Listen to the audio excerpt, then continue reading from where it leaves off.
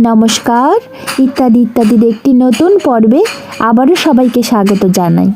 আশা করছি সকলে খুব ভালো আছেন, সুস্থ আছেন। আমিও ভালো আছি। প্রতি সপ্তাহের মতো এ সপ্তাহেও আমি সাপ্তাহিক বাজার করতে গিয়েছিলাম। রবিবার করে গেলে এত সুন্দর মাছ আর সবজি পাওয়া যায় না, তাই জন্য আমি শনিবারেই যাই। তো শনিবারে বড়মশাই ফিরে আসে আর আসার সময় আমায় ফোন করে, তখন আমি বাড়ি থেকে বেরিয়ে যাই, গিয়ে ওখানে দুজন মিলে কিছুটা বাজার করে নিই। বেশ কিছু কাতলা মাছ কিনেছি আর নিয়েছি বেশ সুন্দর টাটকা টাটকা খানিক সবজি। এখন তো সবজির একদম অঢেল। তবে বাজারে গিয়ে আমার একটা উপরি পাওনা হয়েছে। আমাদের এখানে স্টেশনের নিচে যে বিশাল বড় ঝিলটা ছিল, সেই ঝিলটার চারিদিক দিয়ে খুব সুন্দর করে বসার জায়গা, মানে একটু পার্ক টাইপের হয়েছে আর কি। বেশ সুন্দর, রাস্তার দুপাশ দিয়ে লাইটিংয়ের ব্যবস্থা করেছে, বেশ সুন্দর। এই যে দেখুন, লেখা আছে আমাদের গর্বের সোনারপুর উত্তর।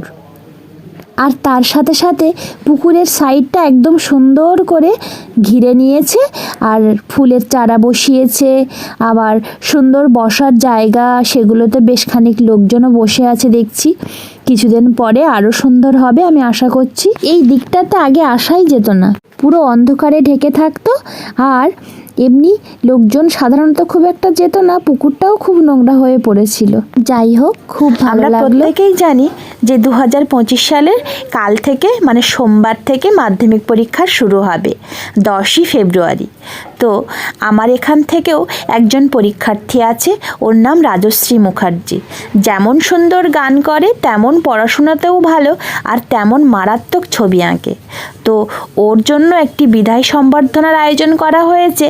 তো এই বিদায় তো সেই বিদায় নয়, জাস্ট শুধুমাত্র একটা রিচুয়াল পালন করা হচ্ছে আর কি। তো ওর এই ছোট ছোট বন্ধু বান্ধবরা মিলে আর আমি আর ওর স্যার মিলে সামান্য কিছু পয়সা দিয়ে ওর ভালোবাসার একটি জিনিস দিলাম। মানে ও ছবি আঁকতে এত ভালোবাসে, তাই জন্য ওকে এই যে রং তুলির ব্যবস্থা করা হয়েছে, আর পেন, যে যা ভালোবেসে দিয়েছে। যাই হোক, বাড়িতে আজ খুব চাপ। মিস্ত্রি রঙের কাজ করছে। যে ঘরটাতে আমি বাচ্চাদের পড়াই, সেই ঘরটাতে রং ছিল না, তাই জন্য একজন দাদাকে ডাকা হয়েছে, উনি রং করছে। তাই জন্য একটু রান্নাবান্না সকাল সকালই শুরু করেছিলাম। আমি একটি পাঁচমিশালি সবজি দিয়ে মাছের তেল দিয়ে চচ্চড়ি বানাচ্ছি।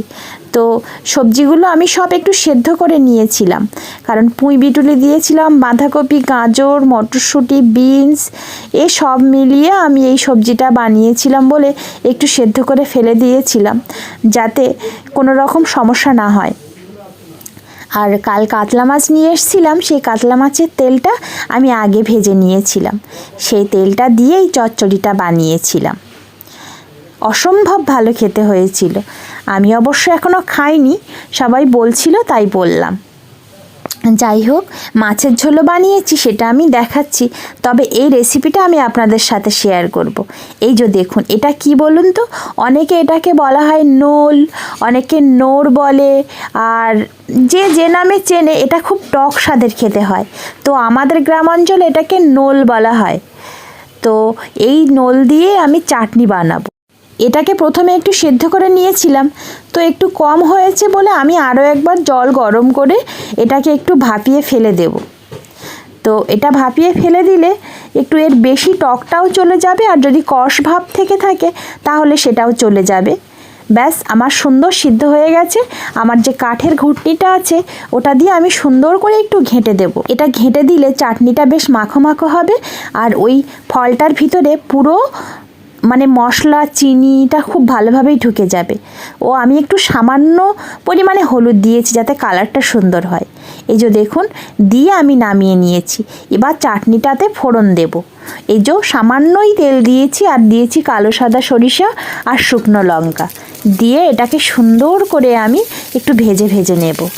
এবার ওই ফোড়নটার ভিতরেই আমি ওই চাটনিটা জল সমেতই ঢেলে দেব, দিয়ে সুন্দর করে নেড়ে চেড়ে মিশিয়ে একটু চিনির ব্যবহার করব।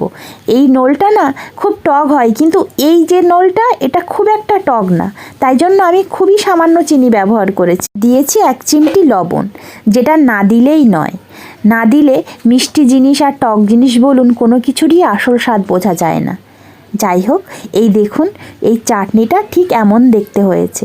আমি একটা সত্যি কথা বলবো, এই চাটনিটা আমি কোনো দিনই খাইনি, কিন্তু আমার গ্রামের প্রত্যেকটা বাড়িতেই হয়, সবাই খেয়েছে প্রায়। আমিও খেয়েছি কাঁচা অবস্থায় লবণ দিয়ে, কিন্তু এই চাটনি করে এই প্রথমবার খেলাম।